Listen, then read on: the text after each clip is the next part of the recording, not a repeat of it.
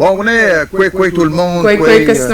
Bienvenue à un autre épisode, ça se passe au chalet. On a...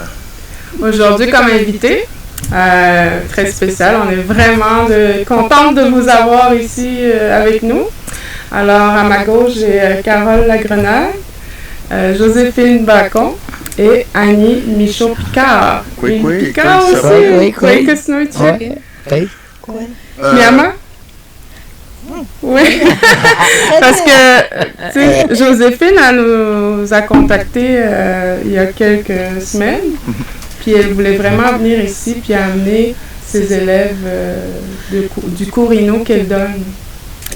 À Kiona, au collège Kiona. Ouais. Tu peux nous raconter un peu? Ben écoute, Inès, c'est parce qu'Inès à Kiona, il y a débutant 1, 2, 3, puis ça va jusqu'à 4. Inès, Carole Magnet, Annie, il était au débutant 4, donc c'était le dernier cours, tu vois, c'était le dernier cours, puis je disais, tu sais, pour vraiment bien clore le débutant 4, tu sais, parce que je leur ai parlé beaucoup de nos ultimates aussi, tu sais, pendant le cours, je leur parlais pas juste de la langue, mais je leur parlais aussi de nos ultimates, de la culture, de toutes sortes de choses qui ont rapport à nous autres, et beaucoup...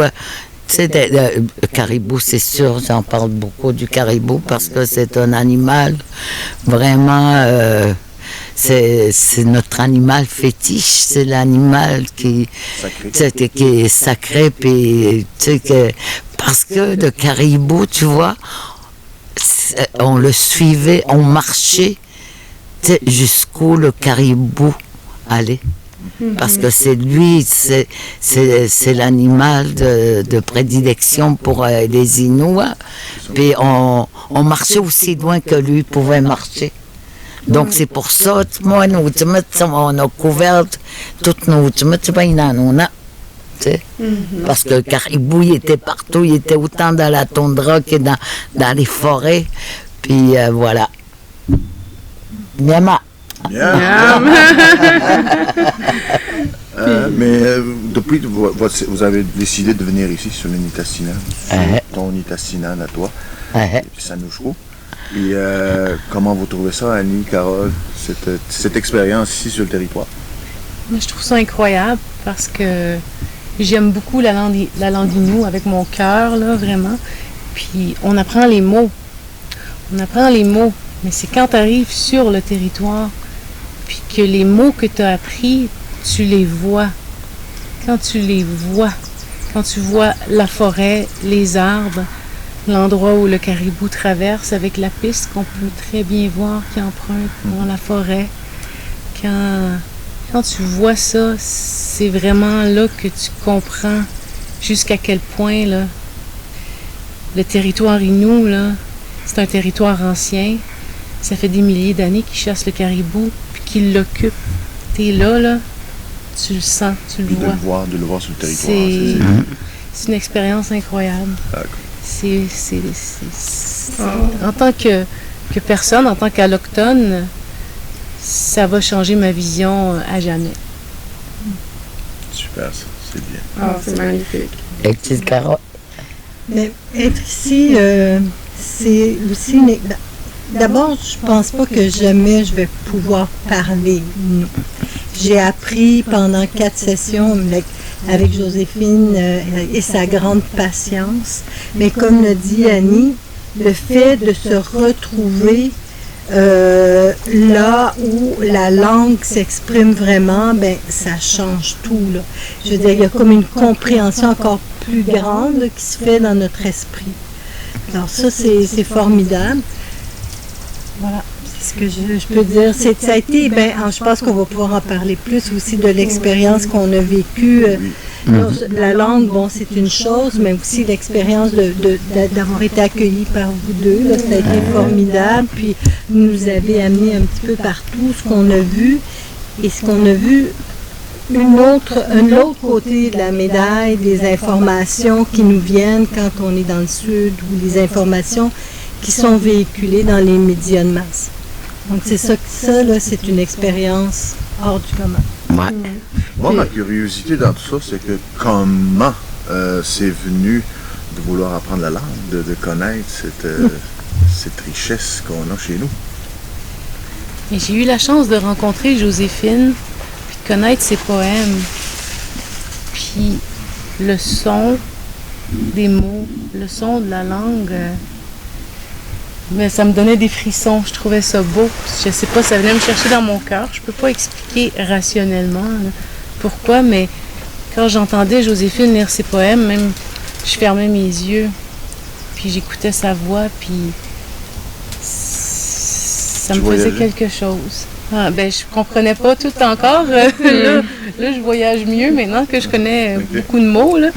Mais juste écouter, même si je comprenais pas la langue, ça me faisait quelque chose. Puis pour moi, c'était quasiment... c'était impossible.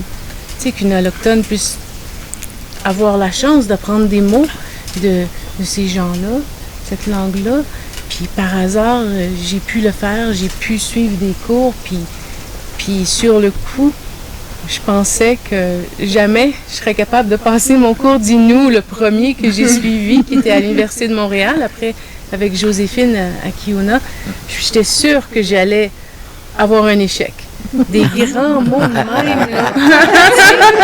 On peut finir. Les cours commencent, là, tu sais. Ça, c'était ma première expérience avec Yvette Mollen.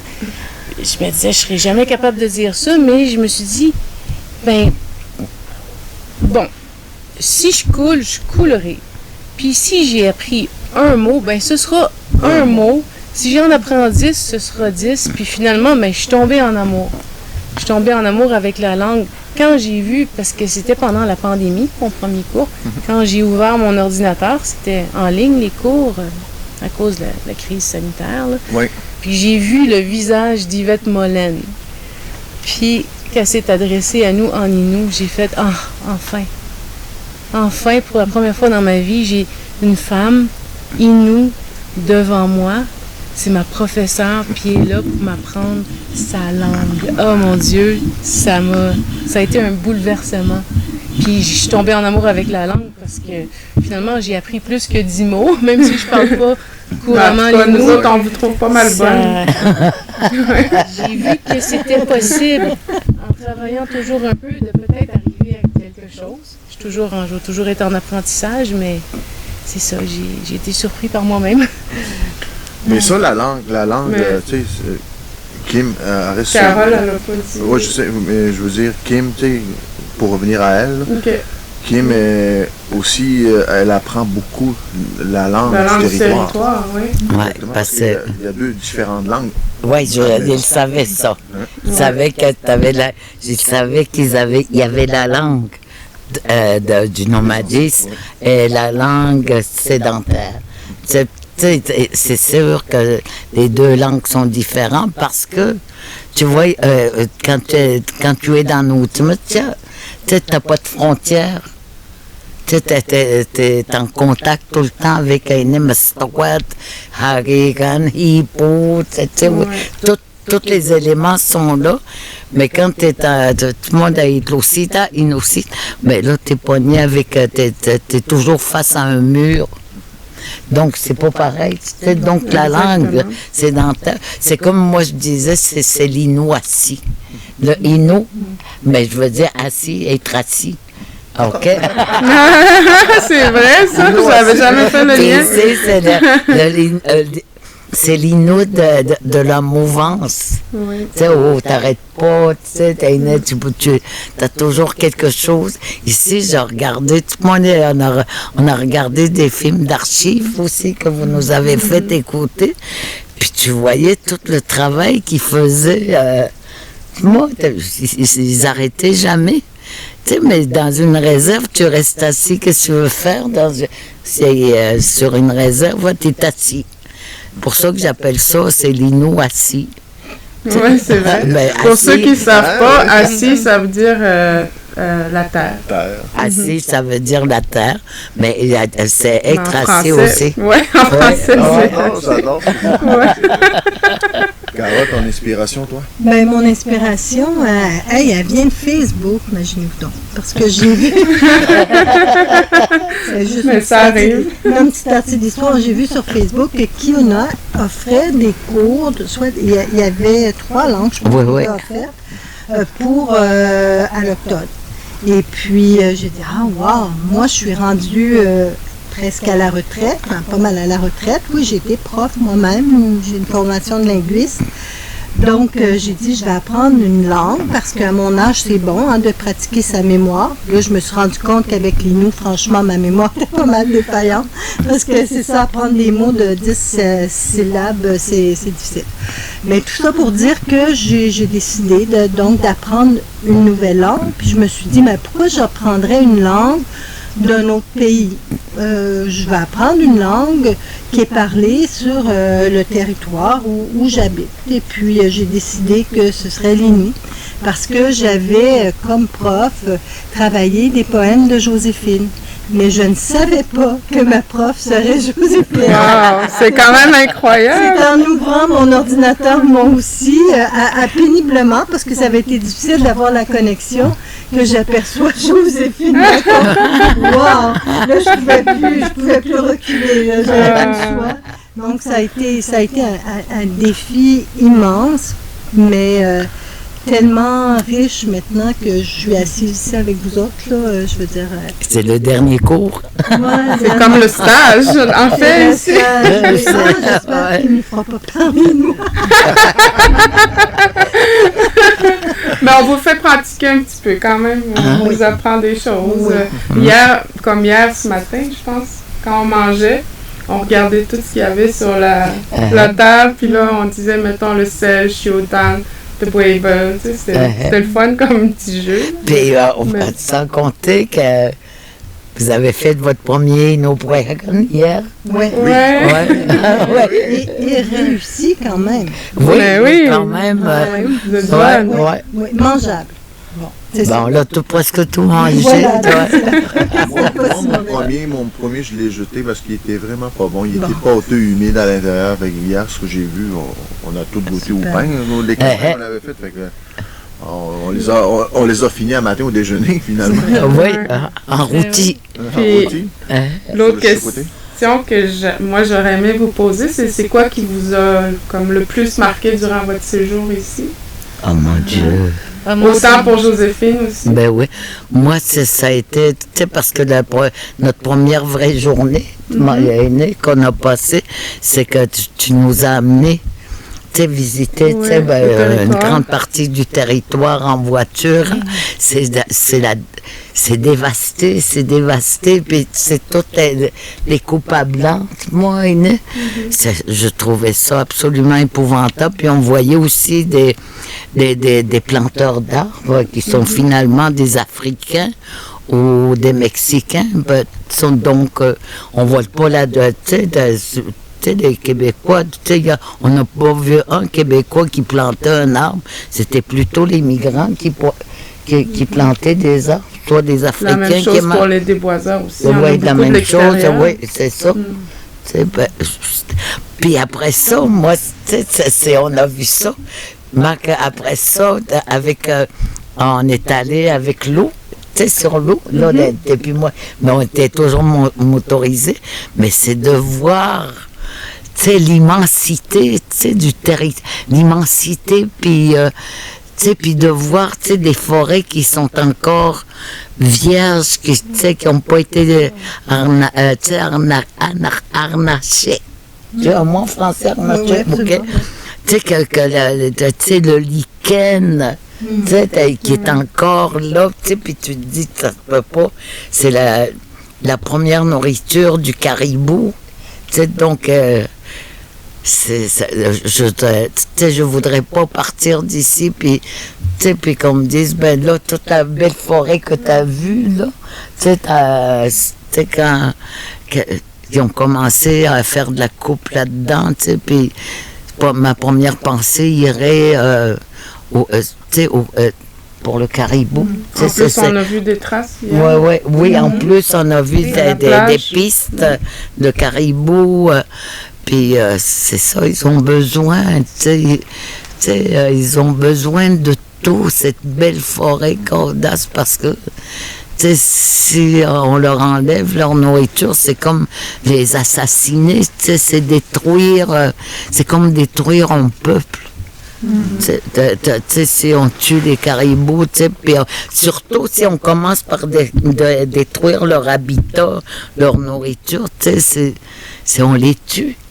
Tu sais, puis nous autres, tu sais, qu'est-ce qu'on va raconter aux générations qui s'en viennent à Yanoda?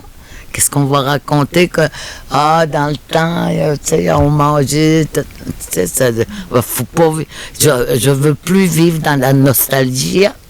Il faut, tu sais, on est encore là, les Inuits, tu sais, le caribou est encore là.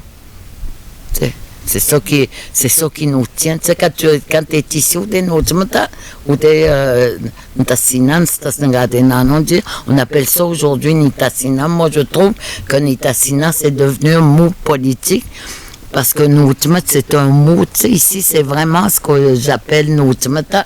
Mais ça, oui, c'est. Puis, tu sais, Nojmata, il se met pas au possessif. Tu sais.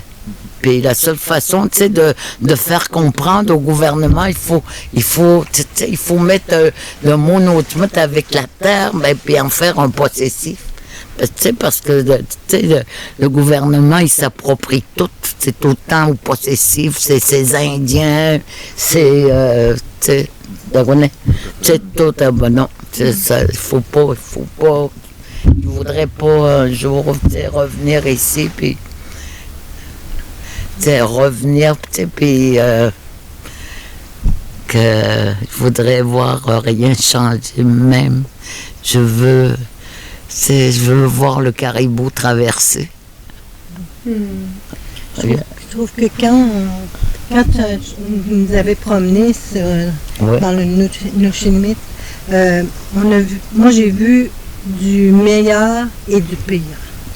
J'ai vu le meilleur dans ces vieilles forêts, puis ces arbres droits. Je les imaginais pas comme ça, là, des grands arbres très, très droits. Puis dense, le lichen aussi, c'est vraiment beau. Les grands lacs, c'est magnifique. Oh, Seigneur, oui. Moi, j'ai vu les chemins forestiers. D'ailleurs, c'est ce qui nous a permis d'arriver jusqu'ici. Mais plusieurs chemins forestiers. Puis des chemins qui montent dans une partie de la forêt qui a été brûlée.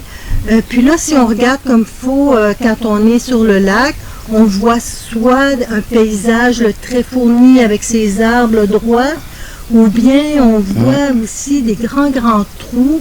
Même quand on est arrivé le premier jour, puis on est arrêté sur le bord de la rivière Petsamit, on voyait au loin, c'est comme une vallée.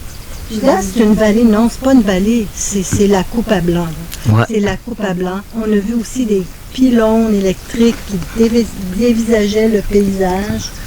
Donc, puis je sais maintenant que ces chemins forestiers, tous ces chemins qu'ils ont tracés, qui ne reboisent pas, même s'ils n'en ont plus besoin, ben ça fait des corridors pour les prédateurs qui s'attaquent aux caribous, déjà rares. Ouais. Donc, qu'il y ait des prédateurs, c'est normal. Les proies, les prédateurs dans la nature, c'est normal. Mais quand il n'y a plus d'équilibre et que les prédateurs sont plus nombreux que les proies, mais là, il y a vraiment un problème. Ça, c'est une chose qu'on ne nous dit pas. Dans le sud. On ne nous dit pas ça.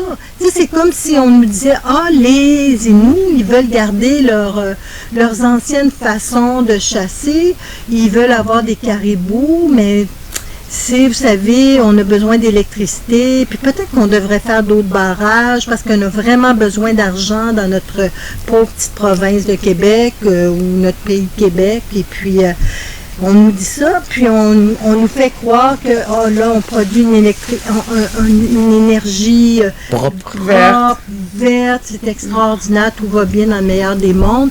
Puis les autres, ils se plaignent, on les écoute un peu, mais quand même, là, qui se calment, tu sais. Mais quand tu arrives ici, ben, tu te rends compte que finalement, c'est pas se plaindre pour se plaindre, c'est ce qui arrive ici, si jamais la harte de caribou disparaît, ben ça va changer complètement l'équilibre de l'écologie, puis ça va changer vraiment, ça a des impacts même chez nous au sud, là. On le voit avec les feux de forêt, par exemple. sais pas si c'était clair, mon histoire. Là, moi, ce qui m'avait frappé quand on s'est promené, c'est ce que tu avais dit. Ça m'avait vraiment touchée. Tu as dit, à un moment donné, quand on a vu l'état des lieux, c'était comme, wow, on dirait que j'assiste à un massacre, puis un saccage, c'est quoi que tu avais dit? Un saccage, c'est ça, c'est comme si c'était saccagé. Complet, saccagé. Puis quand je suis allée là en Abitibi l'année passée, puis on se promène sur la 117, tout ce qu'on voit, c'est les arbres autour, mais on sait maintenant que derrière ce rideau d'arbres, ben, il y a le saccage aussi. Ce qui m'a frappé, c'est lorsque tu nous as amenés voir le territoire là, sur le lac, on voit au loin la déforestation, puis on voit, parce que là, les compagnies forestières disent, bon, on va faire de la déforestation, mais on replante. Et quand on voit des forêts qui sont repoussées tranquillement, parce qu'il y a eu déforestation, puis qu'on a replanté, du côté gauche, ce qu'on voit, c'est la forêt ancienne, avec les espèces d'arbres, le lichen, qui sont essentiels à la survie du caribou, sa nourriture et son habitat.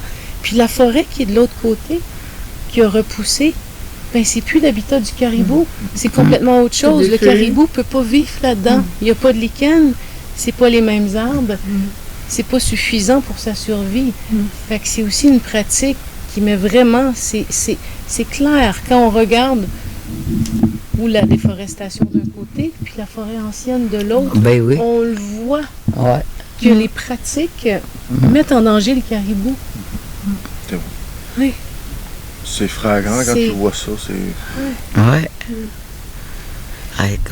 On a vécu un 3 jours, mais vraiment intense. On comprend beaucoup plus. Tu sais, quand des gouvernements vont parler, là, on sait, on a vu. Oui.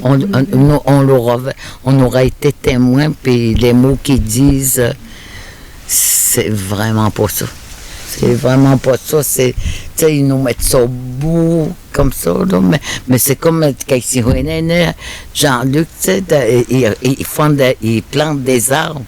Mais ça, ces arbres-là qui vont repousser, ils vont les couper dans 40 ans. Donc, c'est encore, c'est que le cycle, il n'arrêtera jamais.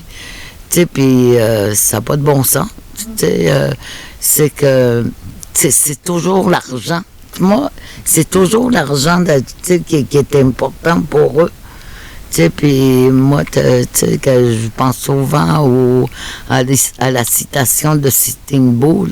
Moi, quand il ne restera plus rien, ben, il y aura beau être bien riche, ben, ils vont mourir de faim. Il ne pourra pas manger son argent. Ben non. Ben non. Ça se mange pas.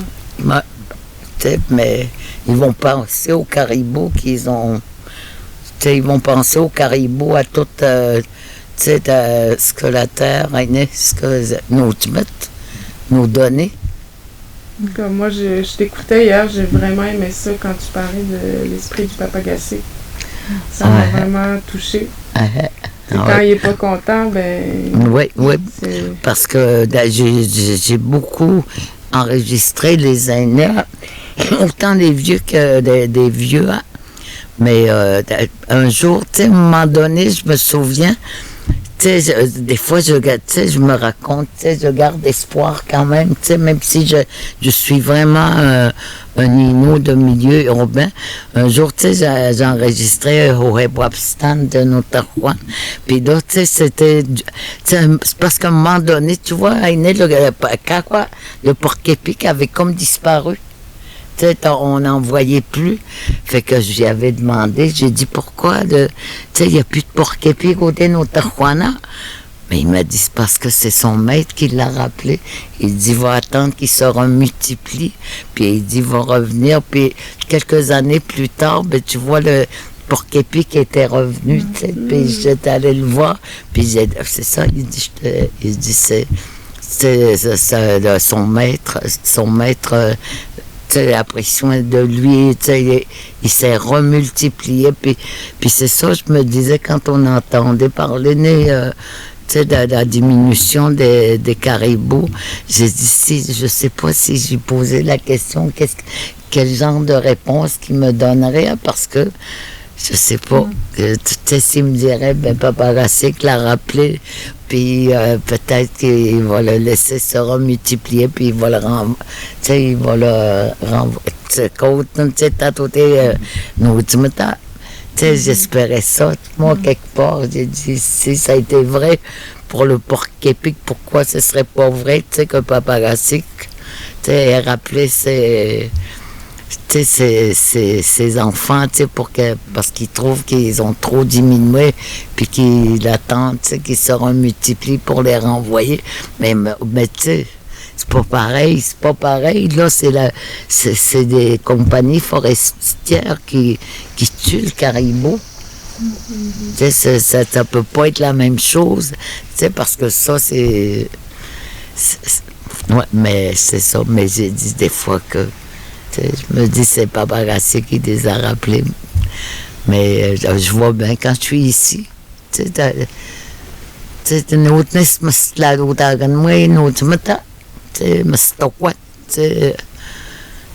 c'est tous des bois utiles. Et Gadouk, c'est un des bois les plus utiles pour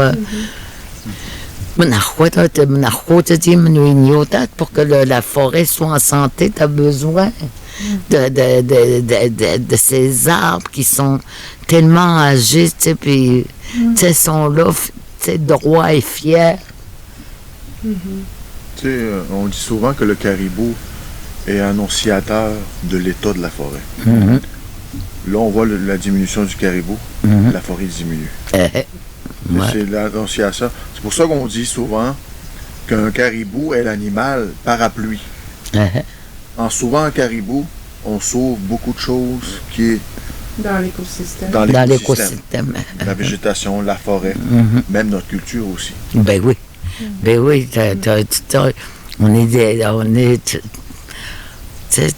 on est là encore aujourd'hui parce que le caribou est encore là. Parce que c'est le caribou qui a subvenu à nos besoins, à nos. À notre. Le caribou, c'est comme s'il était aussi vieux que nous. Puis si, il n'y en a plus. Moi, c'est comme si. C'est comme. nous éteindre tranquillement. Puis moi, je suis pas d'accord avec ça. On dirait que le caribou va subir le même sort que nous. Il va être retiré des forêts pour les mettre dans les enclos. Ça a commencé. Dans les réserves. Je pense que ça, c'est l'idée géniale du gouvernement pour éteindre une culture ou éteindre un animal. Oui, comme nous autres, tu vois. Ouais, ils nous ont mis dans des réserves pour qu'ils puissent profiter de nos... C'est ça. Ils ont construit des pensionnats. Donc, en construisant des pensionnats, ça enlevait les enfants aux parents. Puis tranquillement, comme les parents s'ennuyaient des enfants, fait qu'au lieu d'aller dans le bois de septembre jusqu'à la mi-juin, mais ils attendaient leurs enfants. Tranquillement, c'est juste les hommes qui venaient. C'est juste les hommes, mais ils revenaient au bout de 3 mois. Bien des endroits, quand on regarde des photos d'archives, quand on voit l'arrivée des pensionnats, l'implantation des réserves sur les photos anciennes, ce qu'on voit aussi en même temps, parce que j'en ai regardé beaucoup, c'est qu'est-ce qu'il y a derrière ça. C'est qu'on commence à aller exploiter la forêt au nord. Qu'est-ce qui est dans la forêt? Première Nation. Qu'est-ce qu'on fait? C'est une façon d'aller chercher la forêt. Puis c'est dommage, parce qu'aujourd'hui, les environnementalistes, quand ils parlent de la nature, ils parlent vraiment de la regarder en tant qu'écosystème. Puis comme tu disais plus tôt, le caribou, c'est un animal parapluie, il englobe tout. Mais pour qu'il vive, tout ce qui vient avec doit être en santé. Absolument. Parce que même si lui disparaît ou si quelque chose à l'intérieur du système disparaît, c'est le caribou qui est menacé, tout ça, c'est un système. Puis quand on discutait hier, la définition, je disais, c'est quoi Nujmut, qu'est-ce que ça veut vraiment dire? Puis tu me disais, c'est un ensemble. Nujmut, c'est tout. C'est les animaux, c'est la forêt, c'est les rivières, c'est les lacs, c'est tout ce qu'il y a à l'intérieur du territoire. Puis ça, c'est Nujmut. Tu sais, quand on pense à ça, les Inuits, avec leur mode de vie, en pensant Nujmut, quand ils appelaient le territoire déjà un écosystème, parce que Nujmut, en réalité, ici, ça englobe tout. Aujourd'hui, nous, de notre côté, on va appeler ça écosystème. Tu sais, les écologistes vont appeler ça écosystème. Mais déjà, dans le temps, les Inuits pensaient en termes d'écosystème, qui était moderne dans le temps, tu sais. Puis aujourd'hui, on en est là encore.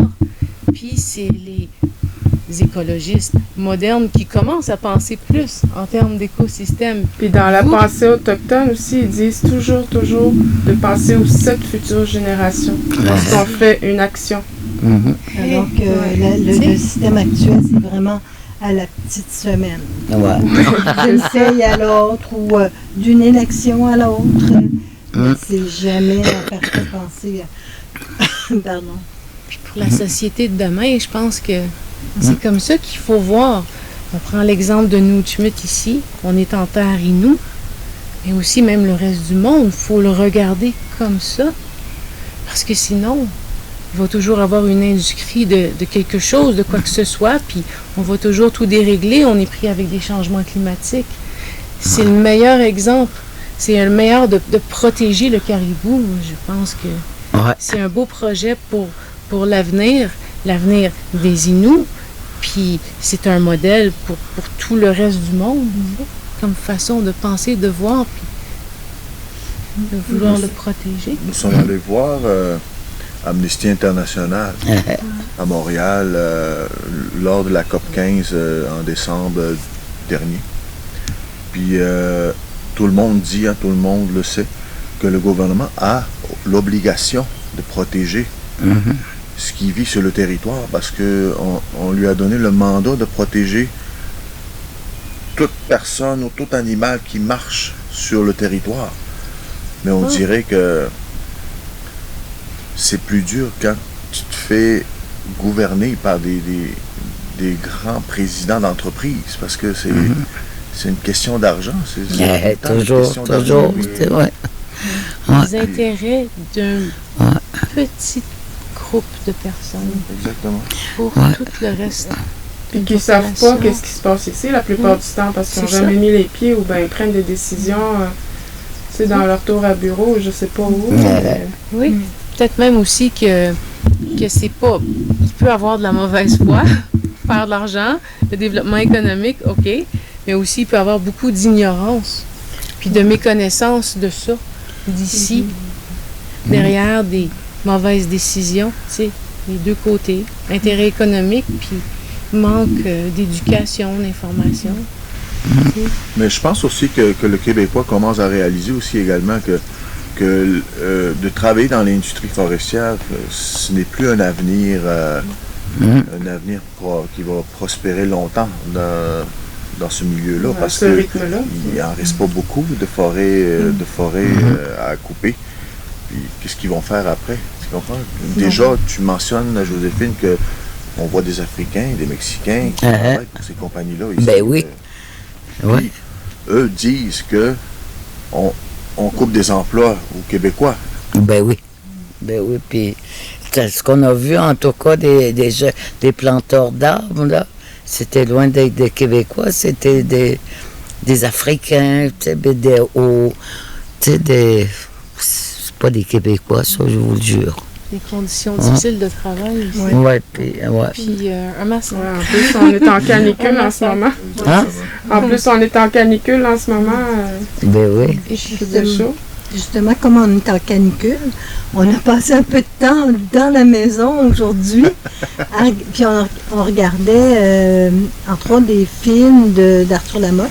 Ouais. Et je pense que le regard que je pose sur ces films-là maintenant est très différent de celui que j'aurais eu si je n'avais pas connu Joséphine, si on ne m'avait pas expliqué un petit peu la culture inuit. Il y a une chose qui m'a frappée dans ce film où on voit 4 chefs de 4 aînés. 4 aînés qui ont perdu leur territoire de chasse, que le territoire et tous leurs outils ont été ensevelis sous le réservoir, inondé par le barrage Manic-Saint. Puis il y a un monsieur qui dit une chose, moi, qui m'a bien frappée. Il a dit, et si nous avait demandé de faire le barrage, puis nous avait expliqué le projet, probablement qu'on n'aurait pas dit non. Mais on ne nous demande jamais notre avis. Ouais. Mais nous, si on veut faire quelque chose sur le territoire, si on veut chasser, si on veut... Ah là, il faut demander la permission. Et je pense qu'un des problèmes aussi, c'est qu'il n'y a pas de dialogue. Il n'y a pas un dialogue franc. Il y a peut-être un semblant de dialogue, mais il n'y a pas un dialogue franc. Je pense pas que les Inuits, aujourd'hui, veulent rester nécessairement comme il y a 300 ans en arrière. C'est pas ça l'idée, mais ils veulent être des gens qui vivent dans la modernité, mais selon ce que je comprends, vous me direz si je suis une patate, là, mais selon leur façon de voir le monde, puis y aller avec leurs besoins et non pas qu'on les force à adopter un mode de vie qui n'est pas le leur. Je ne sais pas si vous me suivez. Ouais. Ben oui, c'est ça. Donc, je veux dire, comme là, tu m'as dit, Kim, que les pylônes qu'on a vus, ben, il y a eu 2 référendums dans la communauté. Les 2 référendums étaient contre la construction de ces pylônes-là, puis ils ont construit pareil. Ouais. Ben, sans compensation. Sans compensation. Ben, ça, c'est un exemple de dialogue de sourds, mais de la part des gens qui installent, qui vont violer les forêts, qui vont installer les pylônes, vont dire, ben là, on a besoin d'électricité. C'est sûr qu'on a besoin d'électricité, mais est-ce qu'on ne pourrait pas faire les choses, justement, en harmonie avec tout le monde, avec une discussion? Peut-être que ce serait plus long, mais peu importe, même si c'est plus long, au moins, on va travailler tous ensemble plutôt que de travailler les uns contre les autres. Exactement. Tu vois, aujourd'hui, on a demandé on a des projets d'air protégé dans le secteur. Puis depuis 2019, on a envoyé nos projets au gouvernement. Zéro dialogue, zéro retour. Puis là, aujourd'hui, on a décidé, le peuple se lève. Mm-hmm. Le dialogue, il n'y a pas de dialogue au gouvernement face à nous. Mm-hmm. On va faire la même chose. Mm-hmm. On va agir autrement. C'est la seule façon. Qui peut comprendre. Exactement. Et qu'est-ce qu'ils disent après? Ah, les Autochtones, quand qu'on leur interdise de quoi? Ils bloquent des chemins de fer, ils bloquent des chemins, tout ça. C'est tout à fait normal. Ils nous poussent d'aller jusque-là, parce qu'ils nous écoutent pas. Fait que si on joue la même carte que eux jouent, ben peut-être que... Mais là, le dialogue aujourd'hui, moi je dis que le dialogue, on le met de côté. On agit. C'est ce qu'il faut faire. Il y a eu une tentative. Je veux dire, la conversation était ouverte, je dirais, le dialogue était ouvert, mais quand tu parles tout seul, ben c'est plus un dialogue, là, c'est un monologue. Donc vous avez monologué malheureusement pendant trop longtemps, puis là, ben ça va faire, là. Je veux dire, ils veulent rien savoir, ben il va falloir prendre d'autres moyens. Puis je pense qu'il y a beaucoup de gens dans le Sud, puis beaucoup d'Allochtones qui vont vous appuyer là-dedans, parce qu'on est de plus en plus conscients des effets pervers de la déforestation, puis de l'utilisation des forêts là, comme ça à outrance. Là. En plus, le dossier était super complet. Il y a eu beaucoup d'études. Avec Territoire et ressources à notre communauté, avec Jean-Luc qui travaille à temps plein aussi. Puis, je comprends pas pourquoi ils veulent pas utiliser ça. C'est comme offert sur un plateau d'argent. Puis ils n'ont pas besoin de faire grand-chose, c'est juste approuver, puis nous, on se charge du reste, là, tu sais. Parce que c'est pas payant pour eux. Ben, C'est pas payant pour eux. Et venez. Ouais. Eux, ils aiment mieux couper l'herbe Ouais. en dessous des pieds que de donner ces contrats-là, de donner ces responsabilités-là aux Autochtones de gérer la forêt. Pourtant, Legault l'avait dit à la COP 15. J'étais là. Il a dit, oui, on s'en va vers une nouvelle vision de donner donner aux Autochtones le pouvoir de gérer leur forêt. Mais ça, c'était la COP 15. C'était de la COP 15. C'est un bon acteur, on s'en Ben ouais. C'était la COP 15. Il voulait juste passer ce message-là. La COP 15 est finie. Puis, Ben oui. il déchire le papier puis il jette à la poubelle. L'entendre. Pas l'entendre, mais son idée. C'était juste pour paraître bien à la COP 15. Parce que c'est un événement international, on s'entend. Exactement. Puis le gouvernement, il n'a pas le choix de protéger le territoire, 30% du territoire d'ici 2030. Mais il y a déjà protégé, mais des endroits où il n'y a pas de compagnie de ressources exploitables, comme le Grand Nord. Toutes les aires protégées sont dans le Grand Nord, où il n'y a pas d'arbres, pas rien de payant pour eux. Ben oui. Ils se gardent le sud. C'est fou, c'est vraiment fou. Mais comme tu dis, le peuple québécois, ça remarque de plus en plus. Ben oui. Parce qu'on en parle, parce qu'au début, personne ne savait. Des fois, on en parlait, mais depuis quelque temps, c'est médiatisé, c'est connu partout. Même qu'il y a des réalisateurs français qui viennent ici pour parler de cette histoire, de ce génocide culturel en Europe. C'est ce qui est. C'est ce que si eux l'ont entendu là-bas, j'imagine que le peuple québécois l'a entendu aussi également. Puis c'est pour ça qu'on fait ce podcast aussi, c'est pour passer les messages. Sensibiliser les gens à tout ça. Exactement. Informer qu'ils. Je trouve que souvent, il y a un manque de communication puis d'information. On ne sait pas qu'est-ce qui se passe vraiment. Puis ce que vous faites, ou déjà ce que vous faites ici, pour votre Nitasinana, je trouve que fallait le faire. Puis faut le faire. Il faut pas baisser les bras. Puis s'il le faut, se soulever. Se lever debout, puis se battre pour quelque chose auquel on y croit. On pourrait dire la même chose pour toi aussi. Hein. Tu as fait des films, tu passes le message, tu fais connaître la culture. Grâce à toi que ces deux personnes ici sont ici à vivre cette tu as dû conscientiser énormément de personnes, juste avec tes livres, tes poèmes, tes films. Des fois, il faut sacrifier une vie pour aider sa culture. Moi et Kim, on a fait des sacrifices. On vit sur le territoire aujourd'hui. Ben oui. Nos enfants, nos petits-enfants sont au village. Pareil pour toi. Tu as quitté ta communauté pour aller à Montréal. Puis aujourd'hui, à partir de la grande ville, tu fais connaître, rayonner la culture. Avec tes paroles, ton chant. Fier de ça. D'ailleurs, moi, hier, j'avais les larmes aux yeux parce qu'elle a récité des poèmes depuis notre séjour. Puis à chaque fois, c'est venu me chercher. Là. Puis d'ailleurs, j'aurais aimé ça que l'auditoire puisse t'entendre avec un petit poème. Nueluchun, Ujahumek, Ihnagahu. Nit atik Ihnagahu. Ntahuatem, Hehegatok, Ihnagahu. Ntush, Inigwe, Ihnagahu. Ntakop, Wapetechmok, Ihnagahu. Ntakwanahkun, Machu, Ihnagahu.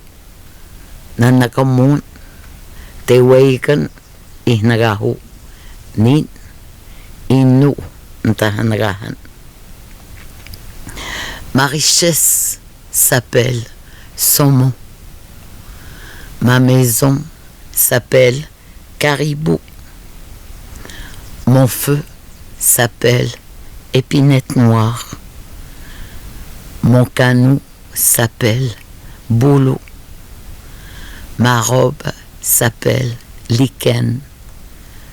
Ma coiffe s'appelle aigle. Mon chant s'appelle tambour. Moi, je m'appelle humain. Ah! Tu me le donnes. Vraiment, ça m'a touché.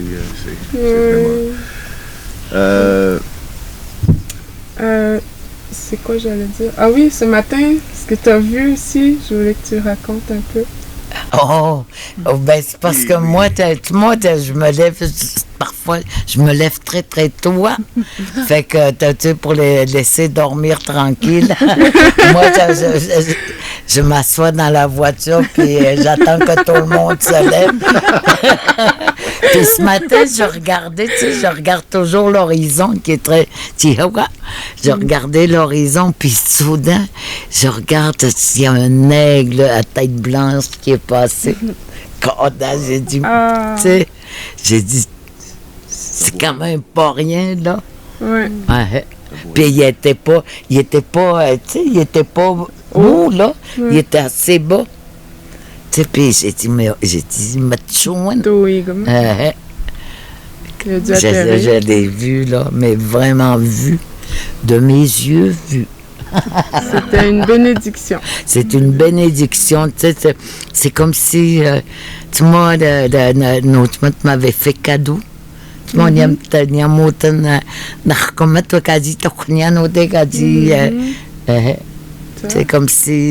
c'est comme si m'avait dit, moi, qu'il avait de la gratitude pour moi, puis il m'offrait l'aigle. Avant que je parte. C'est quand même rare. Moi, de voir un aigle aussi proche, là, la voiture est là, puis l'aigle était là. J'ai dit, mon Dieu. Un beau moment. Ça a été un moment magique. Pas juste, c'était vraiment... puis qui m'a dit que c'était une bénédiction, d'autant plus, ça m'a encore plus fait... ça m'a vraiment fait gros dans le cœur. Moi, je crois beaucoup aux signes de la part que la nature te montre, de la part des animaux aussi, beaucoup. Souvent, je dis des choses à Jean-Luc quand je vois un animal ou telle chose. Il y a ça peut-être qui va se passer ou que ça représente ça à mes yeux, à moi. Puis, comme une fois, je sais pas, on se promenait, puis j'ai vu 3 corbeaux ici, à côté de chez nous, puis j'en vois jamais d'habitude, aussi proche, là. Puis moi, j'ai comme, tu sais, le corbeau, c'est un messager dans la culture autochtone. Puis j'ai dit à Jean-Luc, il y a 3 choses qui vont se passer aujourd'hui, des bad luck. Il y a eu 3 bad luck dans cette journée-là. Un de nos amis était pris en skido. L'autre, il s'est enfoncé dans des arbustes, je sais pas. Puis il a pris le clou. L'autre bad luck, je me rappelle plus c'était quoi, mais... T'as resté pris longtemps ton skido, il a fallu que tu reviennes le lendemain pour aller le chercher, je m'en rappelle. Puis on a marché comme 3 km avec nos bottes de skido puis tout, là, parce que je m'en rappelle. Fait que moi, j'avais dit, tu vois, ça, c'était les messages des 3 corbeaux. Qui vous avertissez. C'est drôle, de faire pareil. attention. Ouais, c'est ça. Ouais. C'est des signes que la nature nous envoie quand on se sent connecté. T'écoutes en arrière. Moi, le loir. Qui dit au bateau, chut, Ils sont en train de tourner. Ils sont en train de parler de la nature. Ils sont en train de parler du territoire. Ouais. Depuis tantôt que le bateau, il n'y a jamais de bateau d'habitude. Exactement. On a eu une journée, là, tout à coup. Ben oui, c'est vrai. On n'a rien entendu. On l'entend aussi pour la première. Pour moi, il était caché à l'ombre. Très chaud aujourd'hui, encore une fois. Ah oui, vraiment. Moi, je suis vraiment content de notre discussion. En tout cas, ça a été, je sais pas, as-tu avez-vous des choses à rajouter? En tout cas, ce qu'on a rajouté, c'est maintenant, de tuer,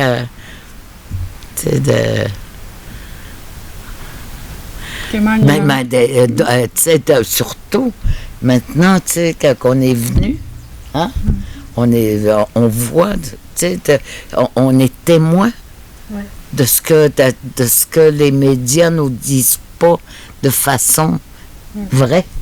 On le voit, tout le monde. Ce que le gouvernement raconte, il en raconte juste assez pour faire plaisir aux gens qui écoutent, mais il dit pas. Comme tu disais, là, ici on voit l'envers de la médaille. Oui. Mais moi, je dirais pas que c'est les médias. Je pense que je vais leur donner... Mais j'ai dit les médias. Oui, tu as dit les médias, mais c'est Oui, t'as vu. Mais je pense que les médias, c'est vrai qu'ils vont rapporter certaines choses et qu'ils savent. Mais c'est beaucoup le gouvernement, dans son discours, qui se fait le porte-parole des grandes compagnies. Puis, tu sais, tout à l'heure, tu dis qu'est-ce qu'ils vont faire quand il n'y aura plus de forêt. Ben moi, je te dis, qu'est-ce qu'ils vont faire? C'est qu'ils vont faire des mines quand il n'y aura plus de forêt. C'est ça. Là, ils sont déjà partis pour ça. Donc, en étant venus ici, puis en ayant été accueillis, là, vraiment de façon extraordinaire par Kim et Jean-Luc, je pense que c'est notre devoir, à Annie et moi, de poursuivre, d'en discuter autour de nous, de sensibiliser les gens, puis s'il y a des actions qui se prennent, de s'arranger pour qu'il y ait un appui, là, un appui à ces actions-là pour vraiment arriver à des résultats concluants et non pas juste à des paroles vides, là. Ouais. Comme la pétition que tu as signée. Oui, j'ai signé la pétition ici, je pense, de la Société pour la nature et les parcs du Canada. Puis je l'ai relayé sur ma page Facebook, puisque tout a commencé par Facebook. Oui, mais tu sais, c'est des petites actions comme ça, des fois. Pour Facebook. Mais tu vois, ça t'a amené loin. Ben voilà. Fait que c'est ça, une petite action, des fois, ça prend juste ça. Exactement. Exactement. Ouais. J'aimerais ajouter quelque chose. Rappelle-moi, combien de caribous forestiers restent sur le territoire? Sur le territoire du Pipmoagan, il reste à peu près entre 150 proche de 200 de caribous. Pas plus. C'est ça qu'il faut qu'on se dise. Il faut le dire. Parler de sauvegarder le caribou, on parle de ça, mais là, il faut aller vraiment au-delà de ça. Parce qu'au nombre d'individus qui restent, il y a encore quelque chose à faire. Mais c'est maintenant. C'est pas demain. C'est pas après-demain. C'est maintenant qu'il faut que ça se passe. On est presque déjà hier. Parce qu'on est vraiment à la limite où il n'y aura plus rien à faire, mais on est aussi dans une situation où il y a quelque chose à faire. Parce qu'on a les gens du caribou ici, les Inuits, qui sont là, qui connaissent le territoire. C'est leurs territoires ancestraux. Ils savent quoi faire. Vous êtes là pour ça, puis c'est maintenant qu'il faut que ça se fasse, parce que c'est urgent. Comme en nous, ce moment. Les Inuits, ils ont voulu nous exterminer avec la loi sur les Indiens, entre autres, mais aussi les écoles résidentielles. Mais ça n'a pas marché, parce qu'on est toujours là, puis on devient de plus en plus fort. Oui, puis je suis en train d'apprendre les nous. C'est ça, parce qu'on a beaucoup d'alliés aussi, comme vous autres. C'est ça qui est merveilleux, puis que ça nous aide. T'sais. Mais ça fait quand même, 8000 ans, d'après les sources archéologiques, là, que les Inuits occupent le territoire ici. Tu sais, ce qui s'est passé, cette tentative de la colonisation et tout ça, c'est rien dans l'histoire des Inuits. Moi, je pense qu'on est devant l'avenir, là. Puis, je vais être positif. Disons que je crois qu'il y a une possibilité. Mais il faut agir maintenant. Il faut agir maintenant. Moi aussi, j'ai beaucoup d'espoir en moi. Vous avez 8000 ans. Vous êtes plus vieux que... Puis en plus s'il n'avait pas été là, quand les Français sont débarqués ici, là, ils seraient tous morts du scorbut, je ne sais pas quoi, parce que c'est vraiment les Autochtones qui les ont soignés, qui ont pris soin d'eux, puis qu'est-ce qu'ils ont reçu en retour? Ben, la colonisation. Fait que c'est pas trop... on n'a pas à être trop fiers de ça, mais je veux dire, maintenant, ben, il faut agir tous à notre mesure, puis là où on est. C'est ça qu'il faut faire. Travailler ensemble. Vers un but commun. Passe souvent dans mes visions, dans mes rêves, de travailler ensemble pour être bien. Pour être bien. Puis ça commence comme des rencontres comme ici. C'est ça. Puis eux vont parler de ça là-bas. Puis on va se recroiser, ça c'est sûr et certain, parce que nous ne sommes pas que seulement des alliés, nous sommes des amis également. Comment dit-tu? Chineshkometan? Chineshkometan.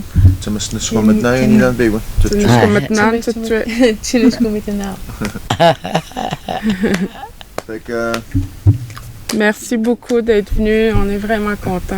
Puis ça me fait tellement chaud au cœur que vous soyez ici. Puis on en apprend l'une l'autre. C'est le fun. Bel échange. Fait que René, merci à nos invités. Merci à tout le monde. On se dit une autre fois.